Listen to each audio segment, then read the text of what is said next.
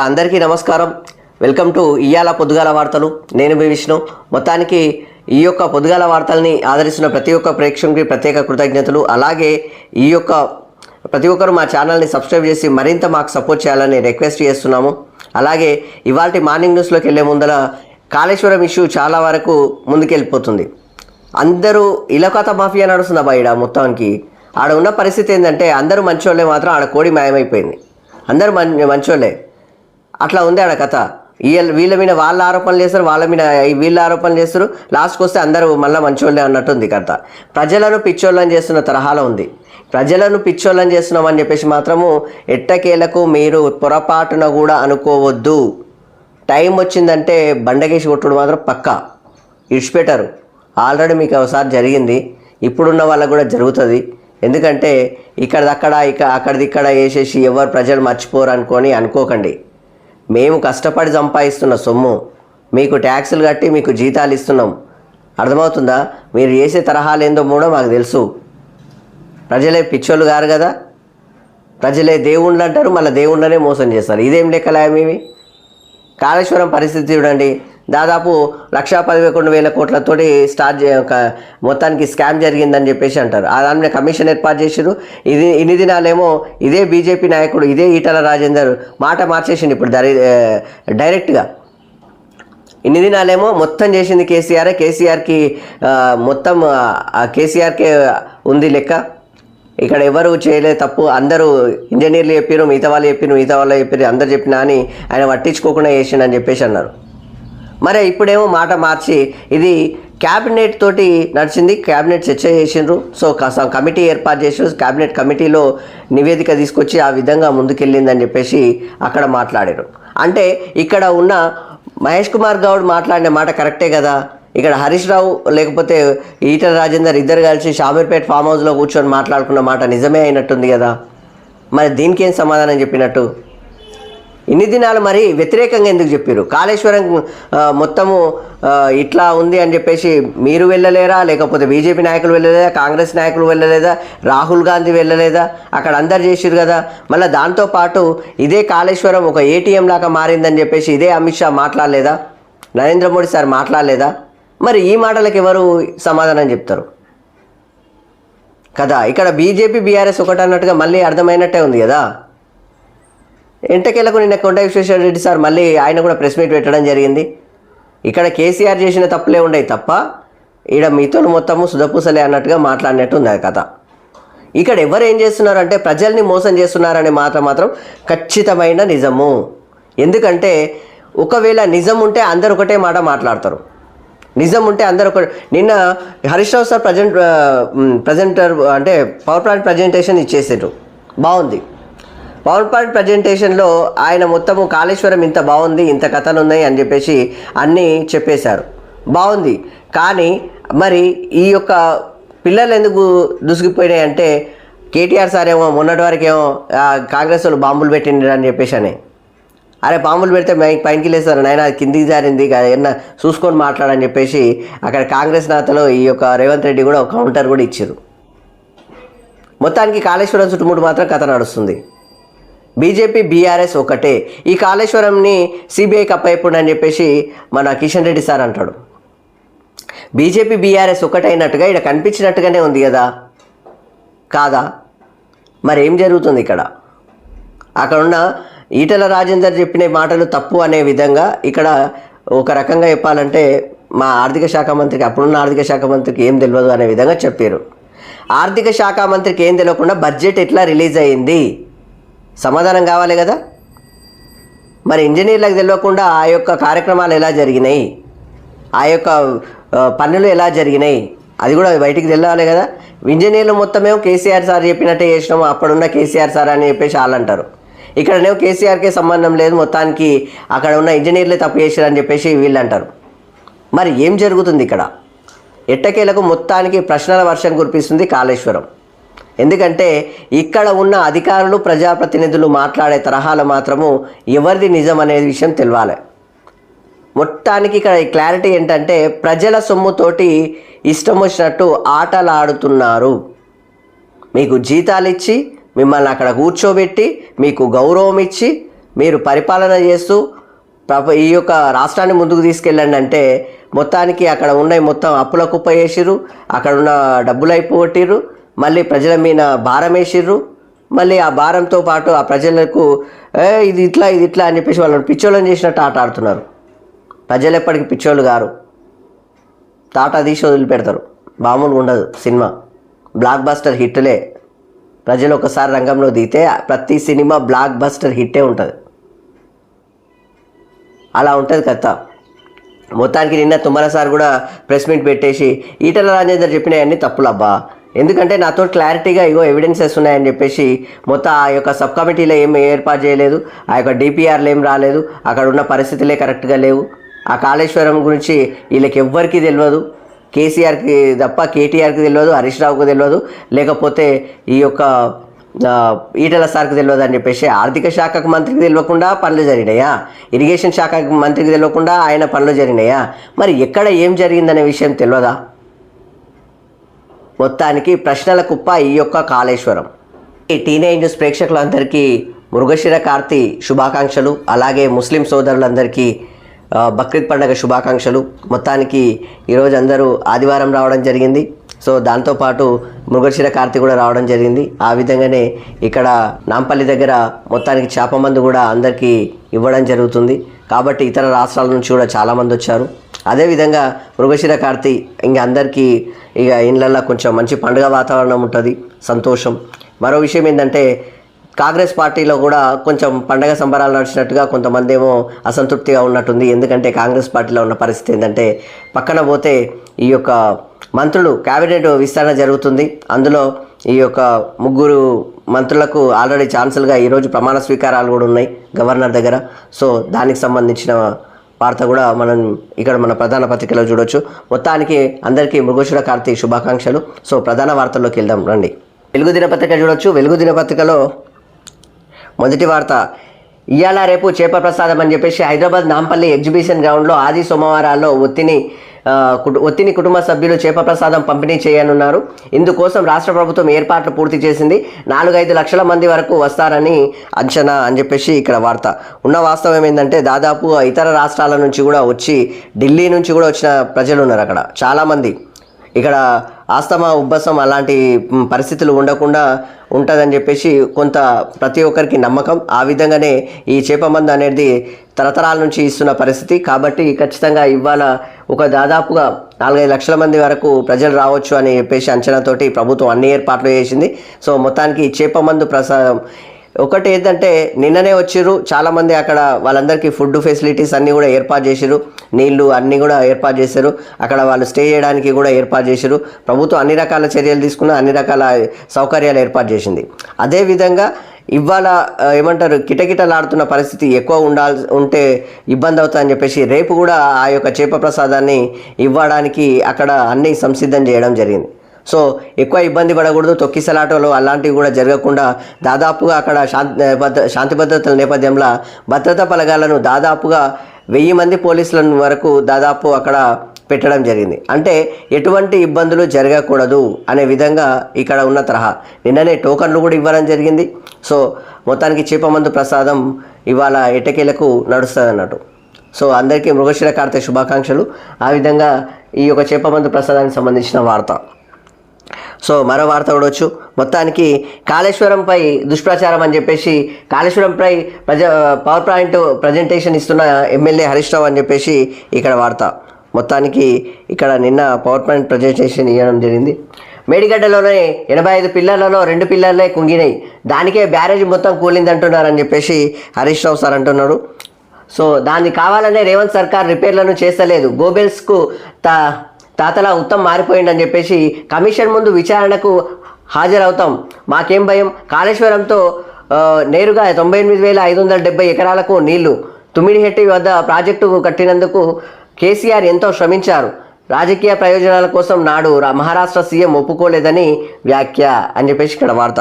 మొత్తానికి మాత్రం కాళేశ్వరం పై మొత్తానికి పవర్ పాయింట్ ప్రజెంటేషన్ ఇవ్వడం జరిగింది. సో దానికి సంబంధించిన వార్త.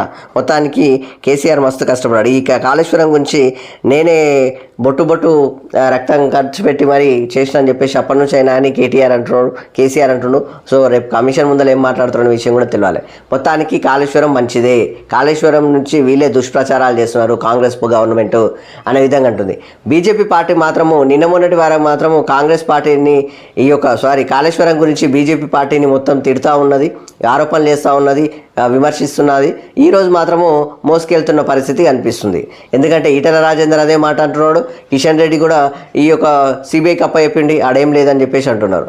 మరి బీజేపీ తరపుకెళ్ళి వచ్చిన ఇదే మన ఈటల రాజేందర్ సార్ మాత్రము ఆడ తప్పేం లేదు, మొత్తానికి క్యాబినెట్ చర్చ చేసినాం, క్యాబినెట్ సబ్ కమిటీ ఏర్పాటు చేసినాం, ఆ కమిటీ ప్రకారమే ఈ యొక్క ఇరిగేషన్ శాఖలో ఈ యొక్క ప్రాజెక్టు ముందుకు జరిగిందని చెప్పేసి అంటున్నాడు. మొత్తానికి ఆ బడ్జెట్ గురించి మొత్తం ఆయనకి సంబంధం లేనట్టుగా మాట్లాడుతున్న తరహా. మొత్తానికి కేసీఆర్ కూడా ఏం సంబంధం లేదనే విధంగా ఉంది ఆడ కథ. మరి ఎట్లా కూలిపోయింది అనే విషయంగా తెలంగాణ ప్రజలు ఆలోచన చేయాలి. సో దానికి సంబంధించిన వార్త. మరో విషయం అయితే ఇదే కాళేశ్వరం గురించి, కాళేశ్వరం ప్రాజెక్టుకు నాటి క్యాబినెట్ ఆమోదం లేదు అని చెప్పేసి అక్కడ ఎవ్వరు చెప్పలేదా, ఎవరిని చెప్పకుండానే నడిచింది ఆ కథ అని చెప్పేసి మన తుమ్మల సార్ చెప్తున్నాడు. సబ్ కమిటీ ముందుకు కాళేశ్వరం ప్రాజెక్టు ప్రతిపాదనే లేదని చెప్పేసి మంత్రి తుమ్మల సార్ అంటున్నాడు. ఎందుకంటే గతంలో కూడా ఇదే మంత్రి తుమ్మల సారు అదే బీఆర్ఎస్ పార్టీలో ఉన్నాడు కాబట్టి ఆయననే క్లారిటీ ఇస్తున్నాడు. క్యాబినెట్ సబ్ కమిటీకి కాళేశ్వరానికి సంబంధం లేదు, మేడిగడ్డ అనుమతుల తర్వాతే కమిటీ వేశారు, ప్రాణహితపై మాత్రమే స్టేటర్ రిపోర్ట్ ఇచ్చాం, కమిషన్ ముందు ఈటల అబద్ధాలు చెప్పారని చెప్పేసి కాళేశ్వరం కమిషన్కు క్యాబినెట్ సబ్ కమిటీ వివరాలు అందిస్తా, ఈ వివాదంలో తనకు అనవసరంగా లాగుతున్నారని వ్యాఖ్య అని చెప్పేసి ఇక్కడ కావాలంటే కమిషన్ ముందుకు నేనే వెళ్ళి ఖచ్చితంగా ఈ రిపోర్ట్లు ఇస్తా, ఈ వివాదంలోకి నన్ను లాగుతున్నారు కానీ ఖచ్చితంగా మాత్రం నేను ఉన్న విషయాలు మొత్తం ఫ్యాక్ట్ నేను చెప్తా అంటున్నాడు మంత్రి తుమ్మల సార్. మొత్తానికి ఈటల సార్ అబద్ధాలు చెప్పిందని కూడా మంత్రి తుమ్మల సారు ఏకంగా అప్పుడు ఆ యొక్క సబ్ కమిటీలో ఏమేం జరిగిందనే విషయం కూడా రిపోర్ట్లతో సహా చూపించడం జరిగింది నిన్న ప్రెస్ మీట్లో. సో అది కథ. సో మొత్తానికి ఈ యొక్క కాళేశ్వరం గురించి ఇదే బీజేపీకి సంబంధించిన నాయకుడు ఏమంటున్నాడు చూడండి. మొత్తం మన కొండా విశ్వేశ్వరరెడ్డి సార్, కాళేశ్వరం డిజైన్ పూర్తిగా కేసీఆర్దే అని చెప్పేసి ఆయన ఎవరి మాట వినేవారు కాదు కొండా విశ్వేశ్వరరెడ్డి అంటున్నాడు. మొత్తానికి ఎవరైనా తప్పు ఎత్తి చూపితే మళ్ళీ పిలిచేవారు కాదు, ఇందులో ఈటల పాత్ర నామమాత్రమన్న బీజేపీ ఎంపీ, గూగుల్ మ్యాప్లో చూసి డిజైన్ చేశారని చెప్పేసి వెల్లడి అని చెప్పేసి ఇక్కడ వార్త. మొత్తానికైతే ఇక్కడ మన కొండా విశ్వేశ్వరరెడ్డి సార్ చెప్పిన విషయం ఏంటంటే ఇక్కడ మన బీజేపీ ఎంపీని వెనకాల వేసుకొచ్చినట్టుగా ఉంది. ప్లస్ ఆయన మాత్రం ఏ పని చేయరు ఆయన అని చెప్పేసి కేసీఆర్ ఎవరు మాట అయినారు కాబట్టి ఆయనదే కథ అని చెప్పేసి ఆయన చెప్పింది. ఎందుకంటే ఇదే కొండా విశ్వేశ్వరరెడ్డి సారు వెళ్ళి చెప్పిన తర్వాత కూడా వాటిని పట్టించుకోలేని తరహాల కేసీఆర్ నడిచిండని చెప్పేసి ఆయన ఆరోపణలు. సో మొత్తానికి మాత్రం బీజేపీ పార్టీలో మాత్రము తలా ఓ మాట మాట్లాడుతున్నారు. కాళేశ్వరం మంచిదే అని చెప్పేసి బీఆర్ఎస్ పార్టీ ఎప్పటి నుంచి అంటుంది, అది ఒక రకమైన లెక్క. ఇక్కడ కాంగ్రెస్ పార్టీ మాత్రము కాళేశ్వరంలో మొత్తానికి స్కామ్ జరిగింది, దాదాపు 1,00,000 కోట్ల స్కామ్ అని చెప్పేసి వాళ్ళు అంటున్నారు. ఇవి రెండు బాగానే ఉన్నాయి. బీజేపీ పార్టీ మాత్రం అప్పుడో మాట మాట్లాడుతున్నారు, ఇప్పుడో మాట్లాడుతున్నారు. అందులో ఉన్న ఒక మనిషి ఓలాగా మాట్లాడుతారు, ఇంకో మనిషి ఇంకోలాగా మాట్లాడుతున్నారు. సెంట్రల్ గవర్నమెంట్ ఓలాగా మాట్లాడుతుంది, స్టేట్ గవర్నమెంట్ ఓలాగా మాట్లాడుతుంది అన్నట్టుగా సెంట్రల్ పార్టీ ఓ లెక్క, స్టేట్ పార్టీ ఓ లెక్క. ఈ విధమైన తరహాల బీజేపీ పార్టీ ఇలకత మాఫియా నడుస్తుంది. అలా ఏందన్నట్టు అర్థమవుతలేదు.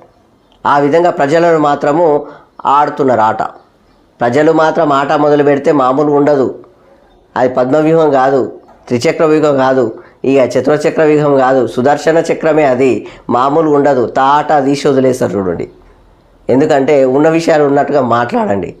అయినా మిమ్మల్ని అధికారులుగా ప్రజాప్రతినిధులుగా తెలంగాణ ప్రజలు మొత్తము జీతాలు ఇచ్చి మిమ్మల్ని ఆడ కూర్చోబెట్టి మీకు ఆ ఏసీలో కూర్చోబెట్టి ఏసీ కార్లు ఇచ్చి మంచి బట్టలు ఇచ్చి అన్నిటికన్నీ మీకు సౌకర్యాలు కల్పించి పెడితే మీరు మళ్ళీ ఇలాంటి ఇలకత మాఫియాలు చేస్తే అర్థమేముందయ్యా నాకు అర్థం కాదు. ఏమొస్తుంది మీకు? మంచి పేరు సంపాదించుకోండి, చరిత్రలో నిలిచిపోతారు. ఆ విధంగా ఉండాలి. కానీ ఇలా ఇట్లా రేపు మంటే అన్నట్లు ఉన్న జీవితంలో కూడా ఇదేం లెక్కలో నాకు అర్థమవుతలేదు.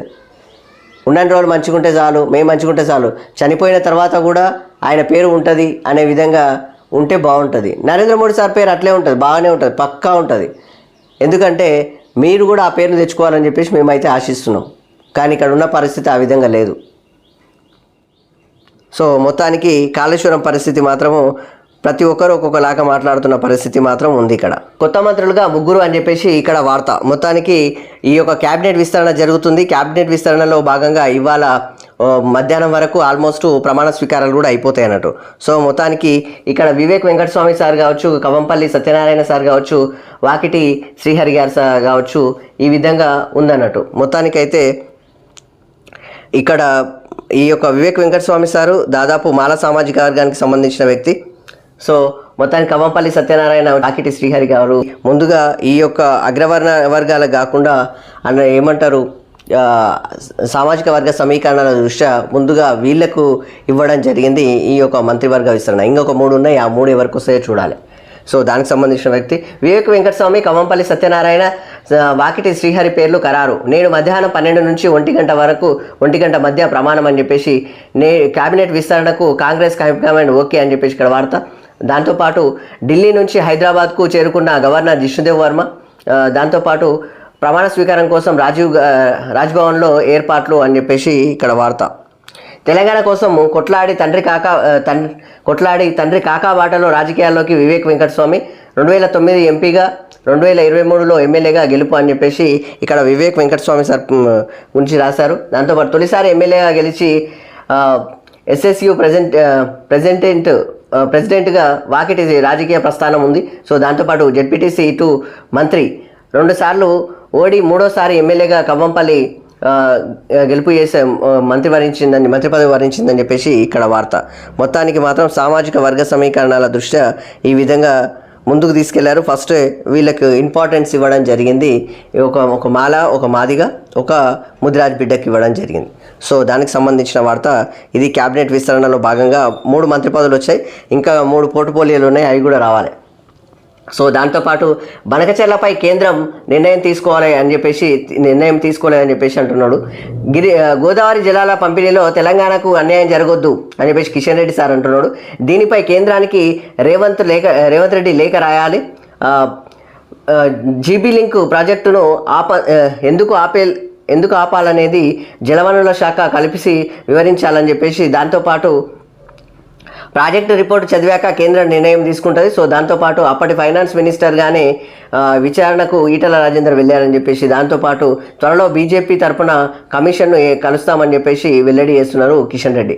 ఇక్కడ ఉన్న పరిస్థితి ఏంటంటే బనకచెర్ల గురించి దాదాపుగా వారం 10 రోజుల నుంచి, నెల రోజుల నుంచి మొత్తుకుంటుంటే ఈరోజు మాట్లాడి మీరు తెలంగాణ నుంచి సీఎం రేవంత్ రెడ్డి లేఖ రాయాలి. బనకచెర్ల గురించి లేఖ రాయడం ఏందయ్యా, ఇప్పటికి 100 సార్లు పోయొచ్చినట్టుంటే కనిపిస్తలేదా? అక్కడ వాళ్ళు తీసుకుపోతున్నారు. మీ యొక్క ఎన్డీఏ గవర్నమెంటే ఉంది, మీరేమో నోరు మెదుపుతలేరు.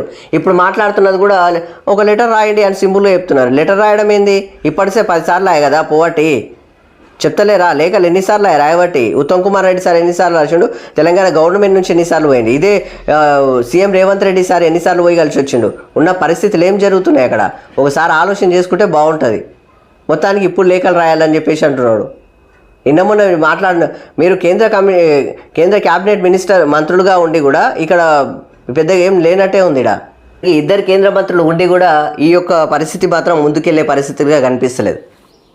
కాబట్టి మొత్తానికి మీరు ఒకసారి మీ హైకమాండ్కి చెప్తే ఆడ అయిపోయే పరిస్థితి ఉంటుంది. ఈ యొక్క బనకచెర్లకు సంబంధించింది ఈ ఇష్యూ మాత్రం ఎన్ని రోజుల నుంచి నడుస్తుందో వీళ్ళకి అర్థం కానట్టుంది. ఇంకా ఇప్పుడు మాత్రం మాట్లాడి కూడా ఇది పరిస్థితి ఉంది చూడండి.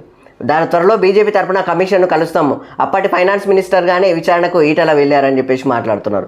మొత్తానికి కాపాడుతున్న ప్రయత్నం మాత్రం చేస్తున్నట్టుగా కనిపిస్తుంది. ఇక్కడ ఉన్న మాట ఓపెన్గా చెప్పుకోవచ్చు. నిజం నిర్భయంగా చెప్పడానికి తప్పేముంది? ఈడత పరిస్థితి అది ఉంది. మళ్ళీ కమిషన్ని కూడా వీళ్ళు సపరేట్గా పోయి కలుస్తారంట. మళ్ళీ సిబిఐకి అప్పచెప్పాలని మళ్ళీ మాట, అన్ని రకాలుగా మాట్లాడుతారు వీళ్ళు. సో ఇది వార్త మొత్తానికి. సో దాంతోపాటు మరో వార్త చూడవచ్చు. మేడిగడ్డలో 6 గల్లంతు అని చెప్పేసి ఇక్కడ వార్త. ఈతకు వెళ్ళి మునిగిన 4 యువకులు, 2 పిల్లలు, 3 రెస్క్యూ టీంలతో గాలింపు అని చెప్పేసి ఇక్కడ వార్త. భూపాలపల్లి జిల్లాలోని మేడిగడ్డ బ్యారేజీలో శనివారం 6 గల్లంతయ్యారు. వీరిలో 4 యువకులు, 2 బాలురు ఉన్నారు.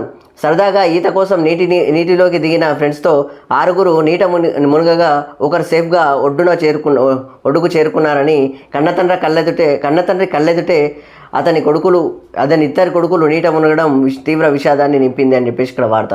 మొత్తానికి ఈ యొక్క 6 గల్లంతవ్వడం చాలా దురదృష్టకరం. సో దీనికి సంబంధించిన వార్త పాపం. సో మరో వార్త చూడవచ్చు ఇక్కడ, దేశం విదేశం ఇందులో చూడవచ్చు. ఈ ఎలాన్ మాస్క్కు దాంతోపాటు ఈ పక్క ట్రంప్కు మాత్రము తగ్గ పోరు నడుస్తుంది ఇప్పుడు. ఎందుకంటే చూసి ఆడనే ఒక ఏమంటారు ప్రత్యర్థి స్టార్ట్ అయిపోయినాడు ట్రంప్కి. అర్థమైందా ఇప్పుడు? ఓవర్ యాక్షన్ ఎక్కువ వేయకూడదు అన్నట్టు. ఆ విధంగా అమెరికాలో కొత్త పార్టీ స్థాపించడానికి ఇది తగిన సమయమా అంటూ తన 22 కోట్ల ఫాలోవర్స్ను ఎక్స్లో ఎలాన్ మాస్క్ ప్రశ్నించారు. దీనికి 80% మంది అమెరికన్స్ అనుకూలంగా ఓటు వేశారు అని చెప్పేసి మస్క్ పెట్టబోయే పార్టీ పేరు ది అమెరికా పార్టీ అంటూ ప్రచారం జోరందుకున్నది అని చెప్పేసి ఇక్కడ వార్త. మొత్తానికి ఎలాన్ మాస్క్ వల్లనే ఓ రకంగా అప్పట్లో ప్రచారం ఎంత చేస్తారో అందరికీ తెలిసిన విషయమే. ఎలాన్ మాస్క్ వల్లనే ట్రంప్ గెలిచారనే విషయము అందరికీ తెలిసిన విషయమే. కానీ ఇప్పుడు మాత్రము ఆయన పక్కన పెట్టేసే తరహాలో నడుస్తుంది. ఆయన చెప్పింది ఏది వినట్లేదు అక్కడ సిచ్యువేషన్. ఆ లెక్కలు ఉంది కథ. ఇంకోటి ఇబ్బందులు పెట్టే తరహాలు ఎక్కువ ఉంది. విదేశాలను ఇబ్బందులు పెట్టే తీరు, దాంతోపాటు ఈ యొక్క విద్యార్థులను అందరినీ ఎట్టకేలకు అందరినీ ఇబ్బంది పెట్టే తీరులోనే ఉందడ. సో దానికి సంబంధించింది లెక్క. సో దాంతోపాటు మరో వార్త చూడవచ్చు. 5 మావోయిస్టులు ఎన్కౌంటర్ అని చెప్పేసి ఇక్కడ వార్త. ఛత్తీస్గఢ్లోని ఇంద్రావతి నది నేషనల్ పార్కు ఏరియాలో శనివారం జరిగిన ఎన్కౌంటర్లో 5 మావోయిస్టులు చనిపోయారు. మృతుల్లో 2 మహిళలు ఉన్నారు. వీరు ఎవరనేది గుర్తించాల్సి ఉంది అని చెప్పేసి ఇక్కడ వార్త. మొత్తానికి పరిస్థితి ఈ యొక్క ఆపరేషన్ కాగారు మాత్రము ఆగట్లేదు. ఉన్న పరిస్థితి మాత్రం కొనసాగుతూనే ఉంది. సో దాంతోపాటు French open tennis grand slam విజేత కోకో గాఫ్ అని చెప్పేసి ఇక్కడ వార్త. French open tennis grand slam టోర్నీలో అమెరికా స్టార్ కోకో గాఫ్ కొత్త ఛాంపియన్గా అవతరించింది. శనివారం రాత్రి హోరాహోరీగా సాగిన విమెన్స్ సింగిల్స్ ఫైనల్లో 2వ సీడ్ గాఫ్ 6-7, దాంతోపాటు 6-2, దాంతోపాటు 6-4తో టాప్ సీడ్ అరినాథపై అద్భుత విజయం సాధించిందని చెప్పేసి ఇక్కడ వార్త. మొత్తానికి టీ9 న్యూస్ నుంచి కంగ్రాచులేషన్ చెప్తున్నాం. సో దాంతోపాటు మరో వార్త చూడవచ్చు. అభివృద్ధిలో ఫ్రంట్ రన్నర్ అని చెప్పేసి తెలంగాణ వేగంగా వృద్ధి చెందుతున్న రాష్ట్రం అని చెప్పేసి నీతి ఆయోగ్ చెప్తున్నారు. సో దాంతోపాటు నీతి ఆయోగ్ కార్యక్రమం ఉంది కదా, ఆ యొక్క సమావేశంలో ఆ యొక్క సిచ్యువేషన్లో చెప్పారు అన్నట్టు. సో దాంతోపాటు 10 ఏళ్లలో ట్రిలియన్ ఎకానమీకి సాధ్యమే. దాంతోపాటు 2047 రైజింగ్ తెలంగాణ విజన్కి 3 ట్రిలియన్ ఎకానమీకి రోడ్ మ్యాప్పై సంతృప్తి. దాంతోపాటు RRR మెట్రో మూసి అభివృద్ధి ఫ్యూచర్ సిటీ ఇన్వెస్ట్మెంట్ల ప్లాన్ ప్రకారం జరగాలని చెప్పేసి అంటున్నారు. సో దాంతోపాటు ఇదే టైంలో రాష్ట్ర ఆదాయం ఫర్ క్యాపిటా ఇన్కమ్ సమానంగా పెరగాల్సి ఉందని వెల్లడి అని చెప్పేసి ఇక్కడ మొత్తానికి ఈ ఎకనామికల్గా ముందరికి వెళ్ళాలంటే ముందుగా ఈ యొక్కటి జరగాలని చెప్పేసి RRR కావచ్చు, మెట్రో కావచ్చు, మూసి అభివృద్ధి కావచ్చు, ఫ్యూచర్ సిటీ కావచ్చు, ఈ దానిలో ఇన్వెస్ట్మెంట్ ప్లాన్కి సహకరించాలి కేంద్రం కూడా సహకరిస్తే ముందుకెళ్తుంది అన్నట్టు. సో మొత్తానికి 2047 టైం వరకల్లా, అంటే స్వతంత్రం వచ్చి 100 సంవత్సరాలు పూర్తయిన సందర్భంగా ఈ యొక్క మనం మాత్రము ఓ రకంగా చెప్పాలంటే వీలైనంత వరకు అగ్రరాజ్యంలో మొదటి స్థానం ఉండేటట్టుగా వెళ్ళింటే ఇంకా బాగుంటుండే. ఇందులో మనము ఆల్మోస్ట్ జపాన్ దాటేసినాం, జర్మనీ ఉంది, ప్లస్ జర్మనీ కూడా ఒక 2-3 ఏళ్లలో దాటేస్తున్నాం. దాంతోపాటు ఇక్కడ మరో విషయం ఏంటంటే చైనా ఉంది, అమెరికా ఉంది. ఈ రెండింటిని దాటేస్తే మనమే అగ్రరాజ్యం. అప్పుడు ఉంటుంది ఆట, మనం ఆట కట్టియొచ్చు అందరిది. సో మొత్తానికి అట్లా ముందరికి తొందరగా వెళ్ళాలని చెప్పేసి మనమైతే కోరుకోవాలి. సో మొత్తానికి ఇది ఇవాల్టి వెలుగు దినపత్రిక. ఓకే, ఆంధ్రప్రభ దినపత్రికలో అంగారకుడిపై ఎవరెస్ట్ కన్నా ఎత్తైన అగ్నిపర్వతం ఉందంట. సో దానికి సంబంధించిన వార్త.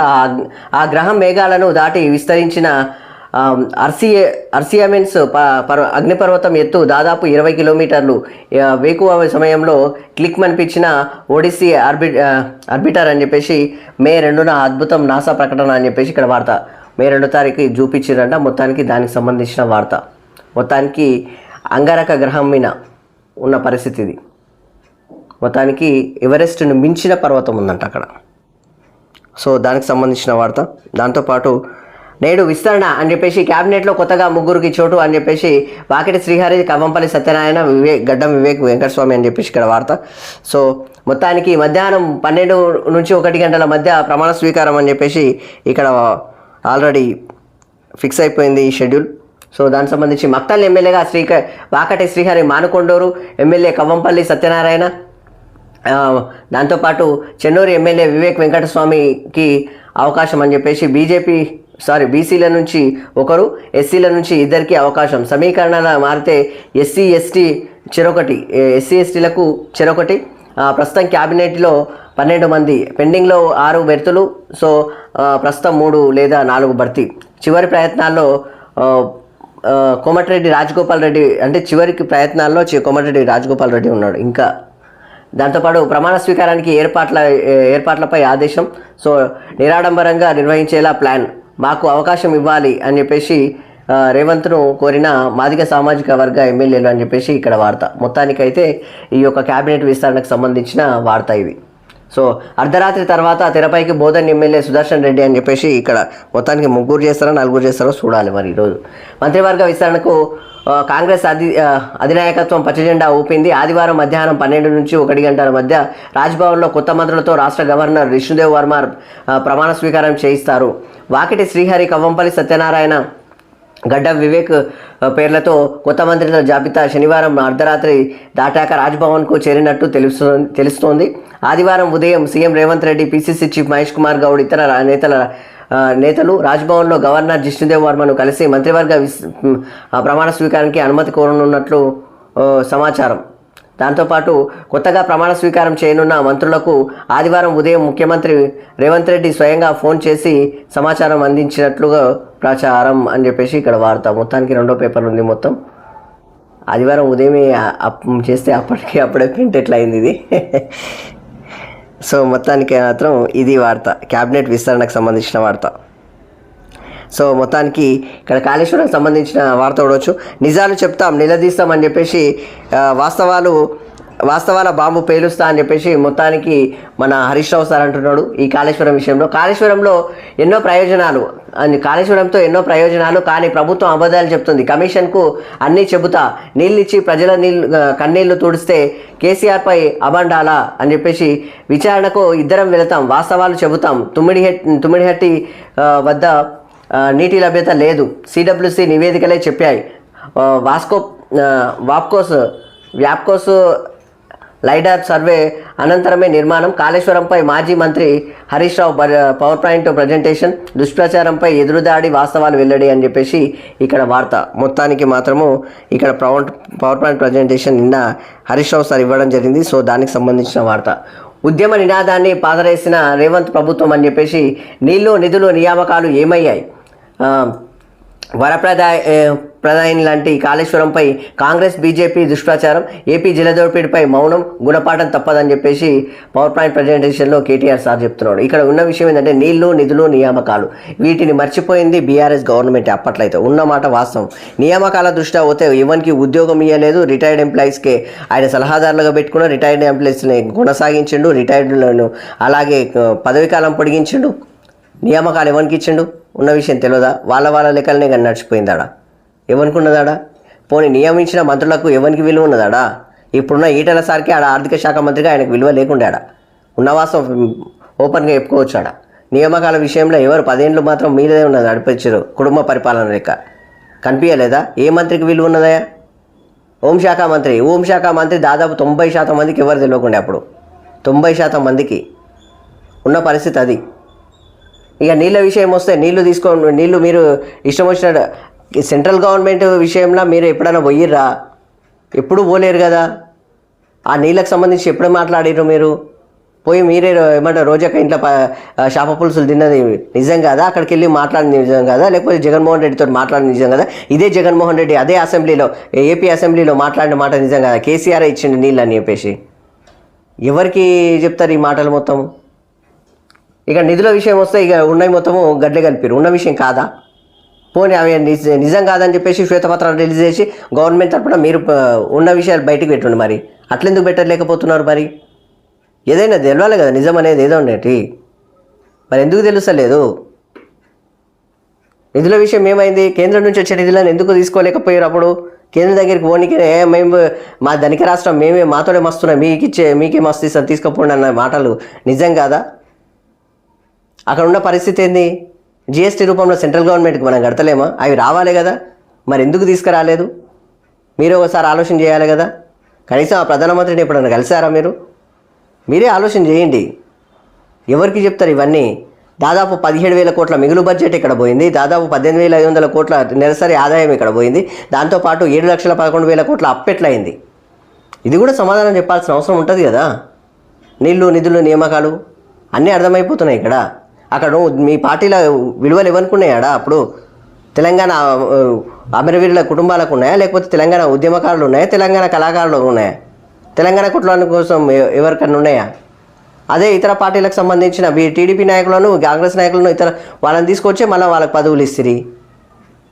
రాజకీయమే నడిచింది కానీ ఇక్కడ నిజాయితీగా ఎవరు నడిచిరు? ఎవరికి ఏం తెలియనట్టుగా మాట్లాడే విధానం ఏంటి?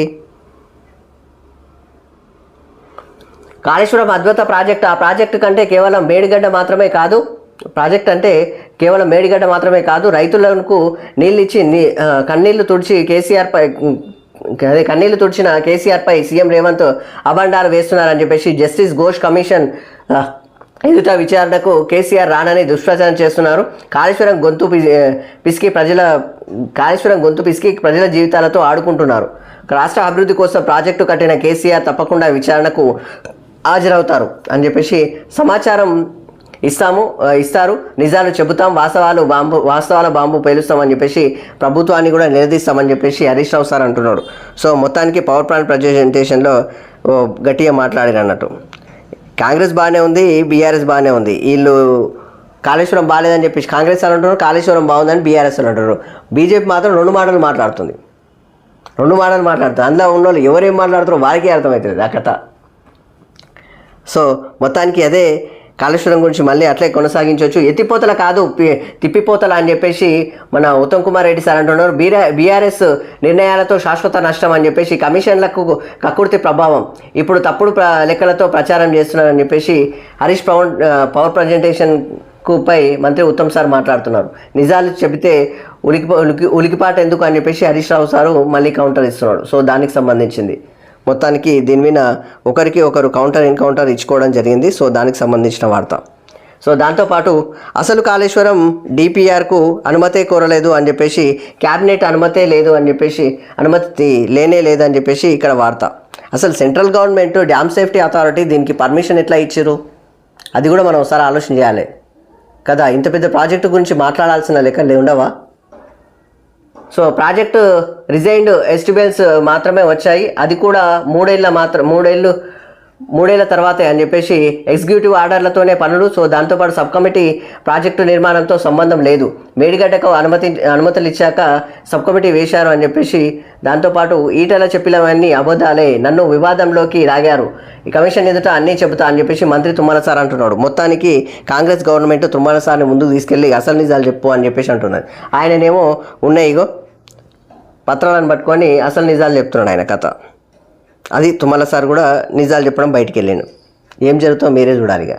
అదే కొనసాగిస్తే సిబిఐ విచారణ బెటర్ అని చెప్పేసి కిషన్ రెడ్డి సార్ అంటారు. ఏ విషయంలో అయినా ఆయన సిబిఐ, ఈడీ, ఎందుకంటే వాళ్ళ గవర్నమెంట్ చేతిలో ఉంటాయి కాబట్టి ఆ విధంగా ఉంది, పార్టీ చేతిలో ఉన్నట్టున్నాయి. ఎన్నిసార్లు మొట్టికాయలు వేస్తున్నాయి హైకోర్టు, ఏమో సుప్రీంకోర్టు. ఈ విధంగా వీళ్ళేమో తీసుకుపోయి ఆడ పెట్టేస్తున్నారు ఆ కథ. కాళేశ్వరంపై ఇప్పటికైనా నిర్ణయం తీసుకోండి, కేంద్ర మంత్రి కిషన్ రెడ్డి అంటున్నాడు. బనకచెర్లపై కేంద్రం నిర్ణయం తీసుకోలేదని చెప్పేసి కేంద్రానికి లేఖ రాయండి, సీఎం రేవంత్కు సూచన చేస్తున్నాడు. మరి మీరేం చేస్తారు? కేంద్ర మంత్రులుగా మీరే ఉన్నారు కదా, మీరే చెప్తే అయిపోతుంది కదా, మీరు చెప్పరా?